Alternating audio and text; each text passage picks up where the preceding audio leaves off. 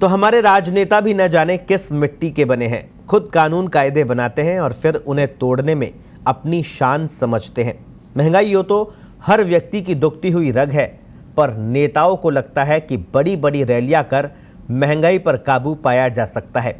इसीलिए एक और कोरोना की चेन तोड़ने की बातें करते हैं, तो दूसरी तरफ बड़ी रैलियां कर उसी चेन को और लंबी करने से नहीं चूकते।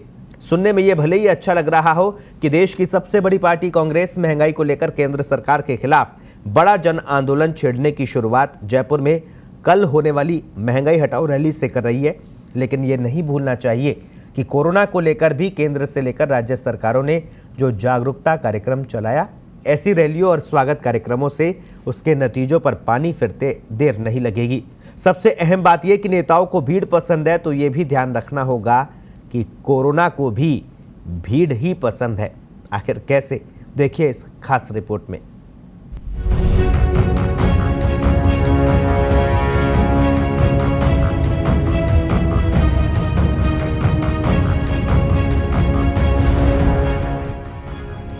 रैलियां सब कर रहे हैं, जो सत्ता में हैं वे भी और जो सत्ता से बाहर है वे भी। ऐसी रैलियां हो भी क्यों नहीं, ताकत दिखाने का जो मौका मिलता है, सत्ता में जो रहता है उसकी रैली में ये ताकत ज्यादा नजर आती है। इसीलिए देश की सबसे पुरानी पार्टी कांग्रेस को केंद्र सरकार को घेरने के लिए दिल्ली में रैली करने की अनुमति नहीं मिली, तो उसने जयपुर की राह चुन ली। दिल्ली को घेरने के लिए कांग्रेस ने जयपुर चलो का नारा दिया है।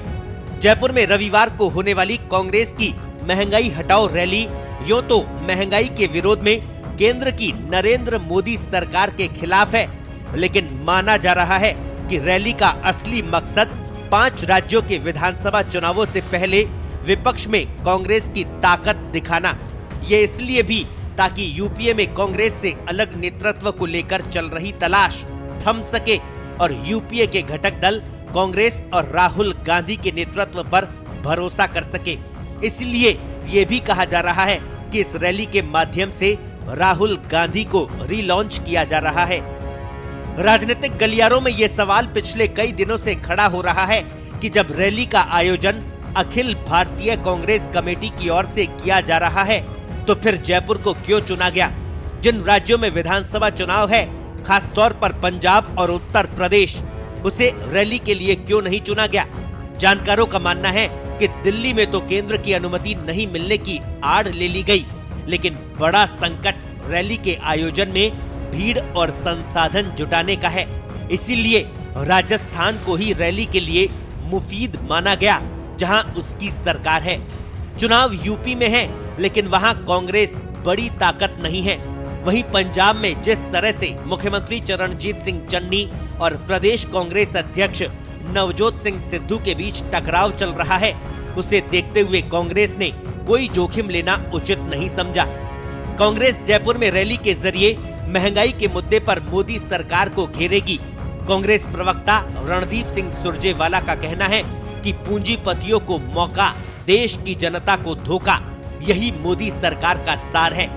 जब देश की जनता ने भाजपा को सत्ता दी, तब और आज के दाम में जमीन आसमान का अंतर है। मोदी सरकार ने केवल कच्चे तेल की कीमतों से 24 लाख करोड़ कमाए हैं। रैली में कांग्रेस नेता राहुल गांधी शामिल होंगे। हालांकि सोनिया गांधी के पहुंचने पर अभी संशय बना हुआ है। साफ है कि मोदी और भाजपा को चुनाव हराओ और महंगाई से निजात पाओ। यही वो रैली है जिसका आगाज कल राहुल गांधी जी के नेतृत्व में पूरे देश से आए कांग्रेस जन करेंगे। कांग्रेस अध्यक्षा के आने के बारे में अंतिम सूचना कल सुबह हमें मिलेगी, वो हम आपको बताएंगे। लेकिन एक चीज समझ लें आप कि यह रैली कांग्रेस की राष्ट्रीय रैली है और इसके अंदर कांग्रेस के वर्किंग कमेटी के तमाम हमारे नेतागण, हमारे दूसरी स्टेट्स के भी मुख्यमंत्रीगण, पूर्व मुख्यमंत्री और सभी कांग्रेस के वरिष्ठ नेता, पूर्व केंद्रीय मंत्री, सभी के सभी लोग इसके अंदर हिस्सा ले रहे हैं। महंगाई के खिलाफ कांग्रेस के इस हल्ला बोल को राहुल गांधी की रीलॉन्चिंग इसलिए भी माना जा रहा है क्योंकि साल 2023 में भी जयपुर में कांग्रेस के चिंतन शिविर में राहुल गांधी को पहली बार कांग्रेस पार्टी में उपाध्यक्ष के तौर पर बड़ी जिम्मेदारी दी गई थी। हालांकि राहुल की रीलॉन्चिंग के सवाल पर सुरजेवाला ने कहा कि 100% पार्टी कार्यकर्ता चाहते हैं कि राहुल गांधी पार्टी की कमान संभाले। बाकी संगठन चुनाव की फिलहाल प्रक्रिया जारी है। राहुल लगातार संघर्ष कर रहे हैं। किसानों ने तीनों कृषि कानूनों को लेकर लड़ाई लड़ी है। आमजन के हर मसले को लेकर राहुल गांधी ने लड़ाई लड़ी है। उन्हें किसी लॉन्च और रीलॉन्च की जरूरत नहीं है। पार्टी के चुनाव का जहां तक प्रश्न है, हमारी प्रक्रिया जारी है। थोड़ा सा इंतजार करिए। काश मैं भविष्य के गर्भ में झांक कर कुछ बता सकता तो आपको जरूर बताता, पर एक बात फिर कहूंगा, 99.9 नहीं 100% कांग्रेस के कार्यकर्ता ये चाहते हैं कि श्री राहुल गांधी ही कांग्रेस के अध्यक्ष हो। बाकी चुनाव की प्रक्रिया से निर्णय होगा। यो तो रैली में आने वालों के लिए कांग्रेस ने कोरोना प्रोटोकॉल लागू करने का दावा किया है, लेकिन लाखों लोगों के जमा होने पर कोरोना संक्रमण के खतरे को लेकर आमजन चिंतित है। पिछले 1 महीने में अकेले जयपुर में कोरोना वायरस संक्रमितों की संख्या 8 गुना तक बढ़ गई है। 9 मरीज तो नए वेरिएंट ओमिक्रॉन से संक्रमित पाए गए हैं। एक तरफ चिकित्सा महकमा और इससे जुड़े अधिकारी लोगों से कोरोना से सावधान रहने की अपील कर रहे हैं, तो वहीं इस महकमे के मुखिया ही दावा कर रहे हैं कि महारैली से कोरोना का खतरा नहीं है। ऐसे रैली से कोई खतरा नहीं है। यूपी में प्रधानमंत्री जी की, योगी जी की, प्रियंका जी की, अखिलेश की खूब बड़ी रैलियां हो रही है। इसलिए इलेक्शन कैंपेन चल रहा है, तो एक ही दिन की रैली हमारे, तो सुबह जाएंगे लोग, शाम को वापस आ जाएंगे। जयपुर में विद्याधर नगर के जिस स्टेडियम में ये रैली होने जा रही है, वहां लगाई गई कुर्सियों से ही अंदाजा लगाया जा सकता है कि लोगों को सटकर बैठना होगा। इतना ही नहीं, कांग्रेस संगठन की तरफ से दोनों डोज वालों को ही रैली में एंट्री और RT-PCR टेस्ट का दावा भी सिर्फ कागजी ही साबित होने वाला है।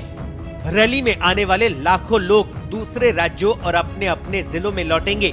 ऐसे में रैली के बाद के 15 दिन काफी चुनौती वाले रहने वाले हैं, क्योंकि इनमें से किसी को भी कोरोना संक्रमण हुआ तो खतरे की नई लहर आते देर नहीं लगने वाली। इसीलिए नेता और राजनीतिक दल भले ही अपने मन की करने पर तुले हो, मगर सावधान आपको और हमें ही रहना होगा। स्पेशल रिपोर्ट, पत्रिका टीवी।